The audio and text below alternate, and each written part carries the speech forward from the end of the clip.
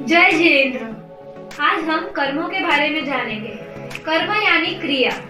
हम जो भी क्रिया करते हैं उससे हमारे अच्छे या बुरे कर्म बनते हैं। चलिए इस मॉडल के जरिए हम कर्मों को जानेंगे। कर्म 8 प्रकार के होते हैं: ज्ञानावर्णीय, दर्शनावर्णीय, वेदनीय, मोहनीय, आयुष्य, नाम, गोत्र और अंतराय। पहला, ज्ञानावर्णीय कर्म। ज्ञानावर्णीय कर्म आत्मा के अनंत ज्ञान गुण को ढकता है। कागज फाड़ने से, जलाने से, कागज में खाने से ज्ञानावर्णीय कर्म का बंध होता है। और ज्ञान पंचमी की आराधना करने से, ज्ञान के साधनों का बहुमान करने से, ज्ञानी की अनुमोदना करने से ज्ञानावर्णीय कर्मों का क्षय होता है। ज्ञानावर्णीय कर्मों के उदय से जीव अज्ञानी और मूर्ख बनता है। ज्ञानावर्णीय कर्म की 5 प्रकृतियां होती है। ज्ञानावर्णीय कर्म आँखों पर पट्टी बांधने जैसा होता है। जैसे आँखों पर पट्टी बांधने से कुछ दिखाई नहीं देता, वैसे ही ज्ञानावर्णीय कर्म के उदय से किसी भी वस्तु का ज्ञान नहीं होता। दूसरा है दर्शनावर्णीय कर्म। दर्शनावर्णीय कर्म आत्मा के अनंत दर्शन गुण को ढकता है। देव गुरु धर्म पर श्रद्धा न रखने से, देव गुरु धर्म की निंदा करने से दर्शनावर्णीय कर्म का बंध होता है। और देव गुरु धर्म का बहुमान करने से, अनुमोदना करने से दर्शनावर्णीय कर्म का क्षय होता है। दर्शनावर्णीय कर्म के उदय से जीव अंधा, बहरा, लंगड़ा आदि बनता है। दर्शनावर्णीय कर्म के 9 प्रकृतियां हैं। दर्शनावर्णीय कर्म द्वारपाल जैसा होता है। जैसे द्वारपाल हमें राजा के दर्शन करने से रोकता है, वैसे ही दर्शनावर्णीय कर्म के उदय से किसी भी वस्तु का दर्शन नहीं होता। तीसरा है वेदनीय कर्म। वेदनीय कर्म आत्मा के अव्याबाद सुख को ढकता है।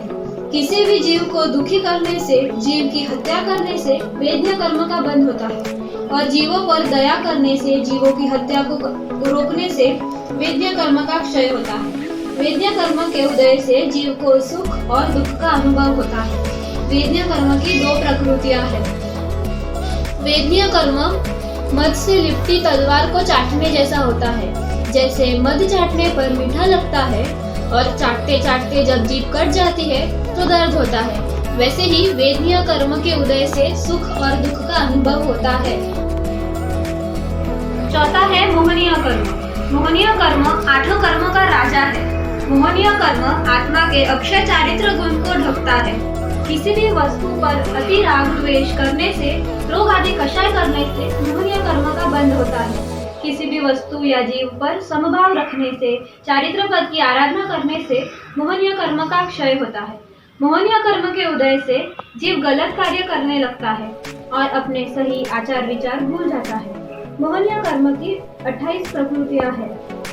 मोहनीय कर्म मदिरा पान किए हुए व्यक्ति जैसा होता है। जैसे मदिरा पीने के बाद व्यक्ति को होश नहीं रहता, वैसे ही मोहनीय कर्म के उदय से जीव अपने आचार विचार सही गलत समझ नहीं पाता। 5वां आयुष्य कर्म है।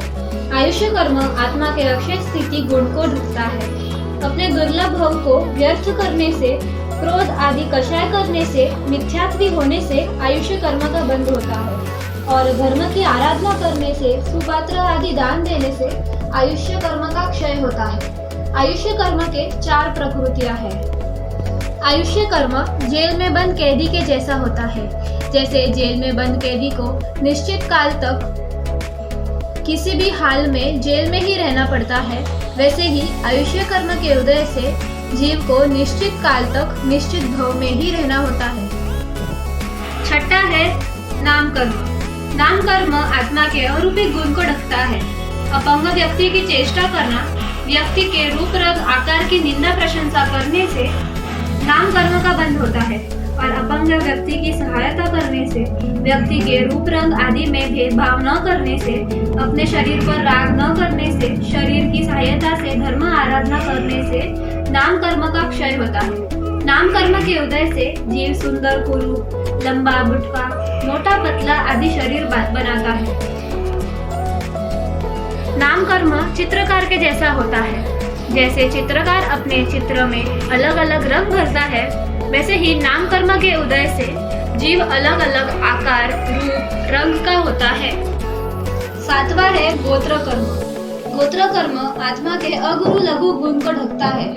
चोरी करने से, कसाई आदि का कार्य करने से गोत्र कर्म का बंध होता है और दान करने से, धर्म की प्रभाव न करने से, अच्छा कार्य करने से गोत्र कर्म का क्षय होता है। गोत्र कर्म के उदय से जीव उच्च गोत्र या नीचे गोत्रों में जन्म लेता है। गोत्र कर्म की दो प्रकृतियां हैं। गोत्र कर्म कुम्हार के घड़े जैसा होता है। जैसे कुछ घड़े का उपयोग अच्छे कार्य के लिए होता है तो कुछ घड़े का उपयोग बुरे कार्य के लिए होता है। वैसे ही गोत्र कर्म के उदय से जीव उच्च गोत्र या नीचे गोत्र में जन्म लेता है।